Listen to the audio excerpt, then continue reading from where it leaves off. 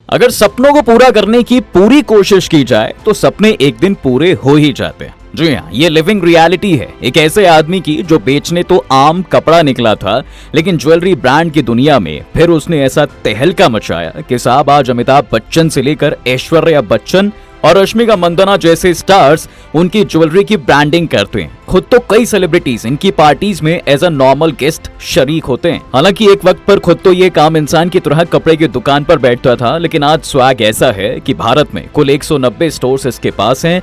$2 billion की तो अकेले ही इनकी नेटवर्थ और भारत के सबसे अमीर लोगों की लिस्ट में ये शामिल होते हैं। जानते हैं हम किसकी बात कर रहे हैं? ये है कल्याण ज्वेलर्स वाले टीएस कल्याण रमन। जी हाँ, सिंपल सादी लुंगी पहनने वाले इस आदमी ने ख्वाब तो बस ये देखा था कि दोनों बेटों के लिए 2 छोटे छोटे स्टोर्स खुलवा देगा, लेकिन आज जितने भी स्टोर्स इनके अंदर हैं वो लाखों स्क्वायर किलोमीटर में फैले हुए हैं। ऐसे में सवाल ये आता है कि आखिर कैसे एक आम कपड़ा व्यापारी इतने बड़े एम्पायर का सीईओ बन गया, इसके लिए उसे क्या करना पड़ा और कैसे ये ब्रांड आज ज्वेलरी किंग है। देखिए, आज के वक्त में कल्याण ज्वेलर्स कितना बड़ा ज्वेलरी ब्रांड बन चुका है ये बताने की जरूरत नहीं है, लेकिन कल्याण ज्वेलर्स रातों रात ही ब्रांड नहीं बन गया। इस कामयाबी के पीछे कल्याण ज्वेलर्स के फाउंडर टीएस कल्याण रमन ने खुद को इतना घसा और उन्हें कल्याण ज्वेलर्स को आगे बढ़ाने के लिए कितने ज्यादा पापड़ बेलने पड़े, इस बारे में आपको जरा भी अंदाजा नहीं होगा। दरअसल कल्याण ज्वेलर्स की असल शुरुआत 1993 में केरला में हुई थी। तब इसके ओनर एक आम से लड़के की तरह अपने फादर के साथ टेक्सटाइल बिजनेस में उनका हाथ बटाया करते थे। हालांकि वो जिस जगह पर रह रहे थे वो सोने के लिए काफी मशहूर था, लेकिन तब उनका सोने से दूर दूर तक कोई नाता भी नहीं था। वो तो अपने कपड़े के बिजनेस में ही अच्छी खासी कमाई कर रहे थे और ये उनका पुश्तैनी बिजनेस पे था जो दशकों से थ्रिसूर में चल रहा था। इससे वो मुनाफा तो कमा ही रहे थे, ऊपर से उनके कस्टमर्स भी उनकी डिजाइन से काफी खुश थे। फिर सोचने वाली बात यह है कि उनके दिमाग में ज्वेलरी का आइडिया कैसे आया। वो ऐसे आया कि जो कस्टमर कपड़े खरीदते थे वो अक्सर ये डिस्कशन करते थे कि कैसे उन्हें ज्वेलरी के लिए परेशान होना पड़ता है और सही दाम देने पर भी नकली और असली सोने की दिक्कत ग्राहकों को झेलनी पड़ती है। इस दिक्कत को देखते हुए कल्याण रमन ने सोचा कि क्यों ना ज्वेलरी ब्रांड के बिजनेस में कूदा जाए।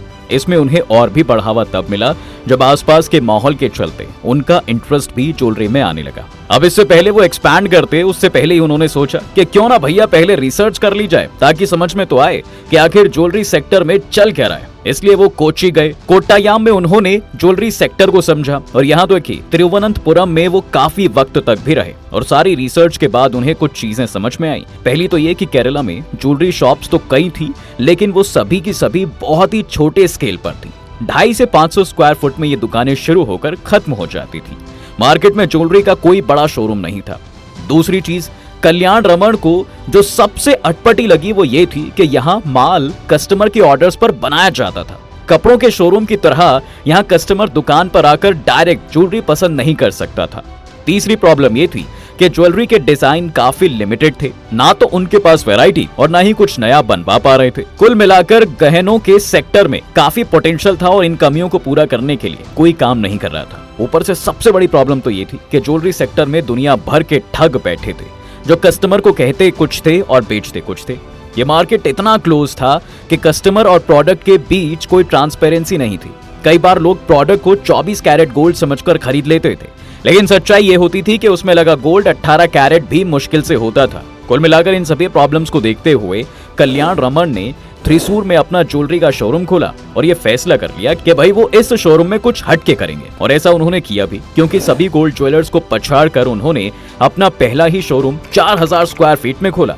खास बात तो ये थी कि अपने पहले ही शोरूम की रिबन कटिंग में उन्होंने मलयालम फिल्म इंडस्ट्री के फेमस एक्टर और एक्ट्रेस मुरली और गीता को बुलाया। दरअसल ये रिवाज उनके पापा के वक्त से चला आ रहा था। जब इनके पापा ने भी कपड़े का व्यापार शुरू किया था तो उन्होंने भी उसके रिबन कटिंग में साउथ के एक बेहद ही नामचीन एक्टर येसुदास को बुलाया था। इससे न केवल उनकी सेल बढ़ती थी बल्कि दुनिया भर में क्रेडिबिलिटी बढ़ती थी कि बड़े बड़े स्टार्स जहां से सोना खरीद रहे हैं वो जरूर ही 100% क्रेडिबल होंगे। बस यही सोचकर कस्टमर्स ने भी शुरुआत से कल्याण को पसंद भी किया।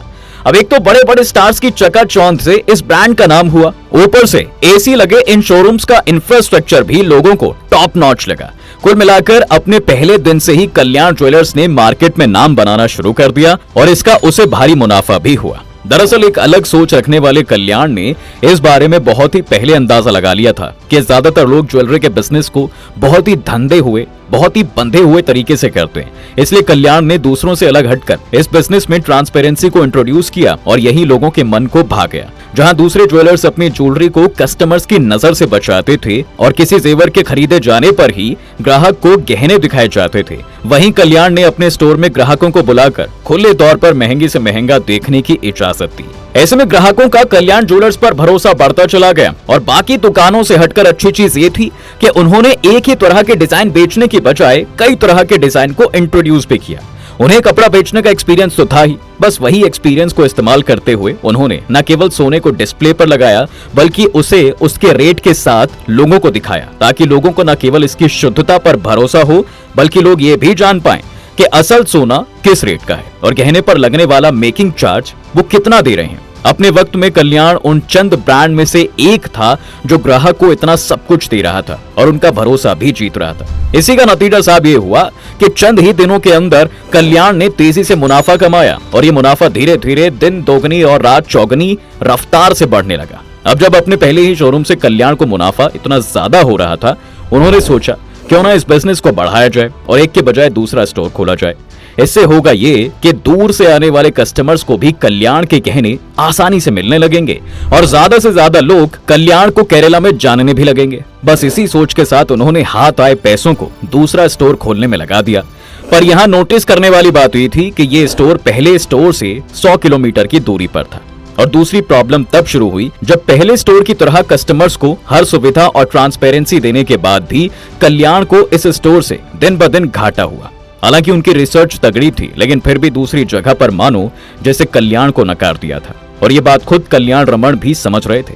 इसलिए परेशान होकर उन्होंने ये मन बनाया कि वो अपनी स्ट्रैटेजी को एक बार फिर गो थ्रू करेंगे और समझेंगे कि वो क्या चीज लैक कर रहे हैं। अब कुछ दिन और महीने लगाने के बाद जब कल्याण ने अपनी बनाई गई स्ट्रैटेजी को एक बार फिर से एनालाइज किया तो उन्हें एहसास हुआ कि उनकी सबसे बड़ी गलती थी कि वो खुद को या कल्याण ज्वेलर्स के स्टोर्स को लोगों या फिर वहां की संस्कृति के हिसाब से नहीं बदल पाए। दरअसल कल्याण पारदर्शिता के साथ साथ कल्याण ज्वेलर्स का पहला स्टोर इसलिए भी चल निकला था क्योंकि इस स्टोर में वैसे ही गहने बेचे जा रहे थे जिस तरह के गहने वहां के लोकल लोग पहनना पसंद करते थे।